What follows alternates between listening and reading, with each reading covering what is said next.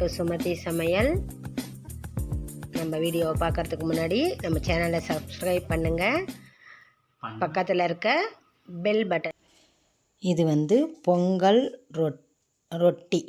பொங்கல் மீதியான பொங்கலில் ரொட்டி ஒரு டேஸ்டியான டிஃபன், ஹெல்த்தியான டிஃபன். வேஸ்ட் பண்ணாமல் நம்ம பொங்கல் சூடாக இருக்கும்போது சாப்பிட்டா மட்டும்தான் நல்லாயிருக்கும். அது ஆறிடுச்சின்னா சாப்பிட பிடிக்காது. அந்த மாதிரி பாருங்கள், மீதியான பொங்கல் இது. அதுலேயே நம்மளுக்கு மிளகு, ஜீரகம், இஞ்சி, கருவேப்பிலை எல்லாமே இருக்கிறதால இதில் சும்மா ஒரே ஒரு பச்சை மிளகா பொடியாக கட் பண்ணி டேஸ்ட்டுக்காக கொஞ்சமாக இருக்கிறதால நான் ஒரு 2 ஸ்பூன் அளவு அரிசி மாவு, பச்சை அரிசி மாவு இருக்கு இல்லையா, அந்த அரிசி மாவை ஆட் பண்ணி கொஞ்சமாக, ஆல்ரெடி பொங்கலில் உப்பு இருக்குது, இந்த அரிசி மாவுக்காக கொஞ்சமாக உப்பு போட்டு இதை ஒரே ஒரு பச்சை மிளகாய் ஆட் பண்ணி நல்லா இப்படி பிசைஞ்சிங்கன்னா அந்த பொங்கலில் இருக்கிற தண்ணியெல்லாம் அந்த அரிசி மாவு அப்சர்வ் பண்ணி நல்லா ரொட்டி மாவு மாதிரி வந்துடும். பாருங்கள், அதை ஒரு எண்ணெய் பேப்பர் எடுத்து இந்த மாதிரி சின்ன சின்ன உருண்டையாக பண்ணி அதை தட்டிடுங்க. தட்டிட்டு அதுக்குள்ளே தோசைக்கல் அடுப்பில் வச்சிடுங்க.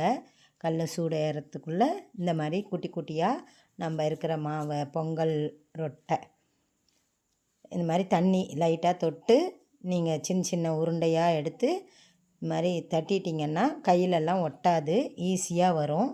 இதை அப்படியே நம்ம எடுத்து தோசைக்கல்லில் போட்டு, கல் சூடான உடனே தோசைக்கல்லில் போட்டு எண்ணெய் போட்டு நார்மலாக நம்ம தோசையெல்லாம் சுடுவோம் இல்லையா, அந்த மாதிரி தாங்க. ஆயில் கொஞ்சமாக போட்டு திருப்பி போட்டு 2 டைம் நல்லா ரோஸ்ட் பண்ணி எடுத்துட்டிங்கன்னா பொங்கல் ரொட்டி ரெடி ஆகிடும். டேஸ்டியான, ஹெல்த்தியான, ஈஸியான டிஃபன்.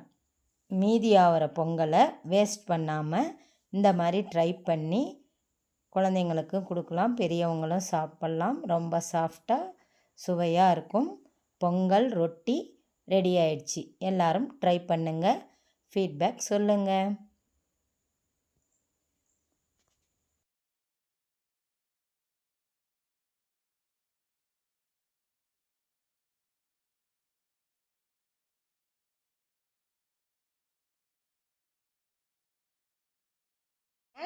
லைக் பண்ணுங்கள், கமெண்ட் பண்ணுங்கள்.